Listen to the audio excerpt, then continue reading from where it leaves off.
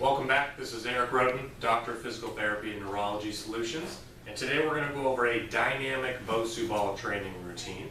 Just to give you some ideas, we're going to just go once through each of these, so it's not necessarily going to be a follow along for your whole workout, but it'll give you the idea of what to do, and then you will repeat that based on what your therapist wants you to do as far as reps, based on your fitness level.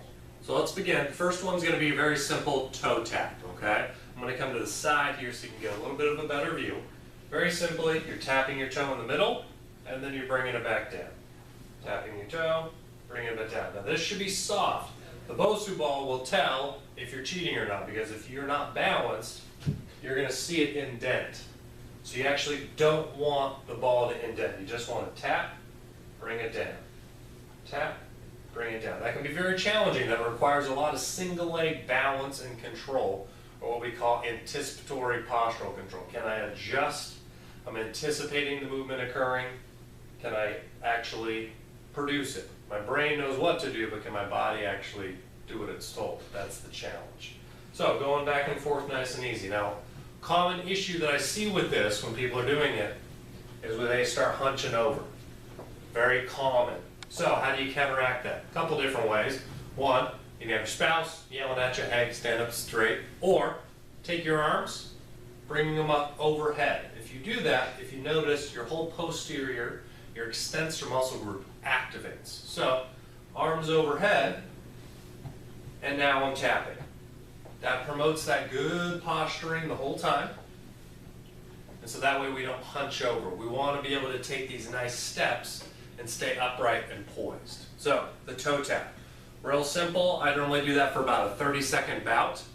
Add intensity to it, you make it faster. You speed it up. So instead of just taps, maybe I'm going to add a jump to it. That would be for a higher level patient. Okay? Next one we're just going to do is a static hold. Okay, this is not necessarily as dynamic, but I like to stick my landing and then come back down. Stick the landing, come back down. So it's a little bit dynamic, but you're holding a little longer. So instead of a toe tap, step and hold. That requires a little longer single leg balance. But real nice drill. I like the arms going overhead. If you have a shoulder issue, maybe go a little bit lower, or just every time promote that nice tall posture, pointing that chest up towards the sky. All right, our next one is going to be a step over drill. This is a little more challenging, a little bit more dynamic. So my foot is going to start on the ball. And again, if you need a chair, maybe poles to hold on to, I'm going to step all the way over the Bosu Ball, and then the hard part, I'm going to step back over. So I'm going to step over and land, and step back and land. The goal is trying to step as softly as possible. So what I mean by that, the wrong way would be this very hard landing, abrupt. Okay, I want it nice and fluid. So I'm going to step over, nice landing, real soft. You shouldn't even be able to hear it. And then coming back. Notice, I'm very wobbly on here, right? I've got bad ankles from years of soccer, but I'm working on it. So you're going back and forth, trying to get that nice weight shift. Because of that compliant surface, it's very challenging. Switch legs, do the same thing. Again, step over, come back down. If you have some asymmetry as far as your symptoms, one side is definitely going to be harder than the other. Realize that. Practice that side maybe a little bit more, maybe one more round if you can. Nice and simple. Now, we don't live just in one plane of motion, so let's go side to side. We're going to step up and over laterally. So, up, up, down, down. Okay? Very simple, but not so simple when you actually try, right? Because what does this require? It requires you to take a large enough step over and shift that weight.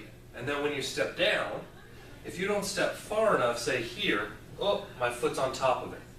So you got to make sure you step far enough out each time to be able to get that second foot down. Really, really important. Again, added challenge. What do people want to do? You want to look at what you're doing to make sure you're stepping there. If you can actually look ahead, maybe you got a mirror, or a spouse can say, hey, you're a little far forward or a little back. This adds an additional challenge there. Real simple. Next one we're going to do is a lunge, okay, onto the Bosu ball. So, I'm going to come sideways here, and very simply, I'm going to step, a little bit of a lunge, come back up, alternate my legs, step, down, come back up. Now I'm keeping my back knee straight, if you notice. That's just that particular style. You can technically add a knee bend. That adds a little bit more strain on the knee than that back one. And then the big thing is you don't want to be going too far forward. That's going to add a lot of strain on that front knee. So just to where the toes end and back. And again, if I can, I'm going to try to look up during that. And then the last one would be our lateral version of that. So I'm going to step on, down, and up. So a little bit of balance, a little bit of strength. Now side profile, I'm going to come behind it so you can see. It's like I'm trying to sit down in a chair. Scoot this over just a little. Step on, sit down in the chair, come back up.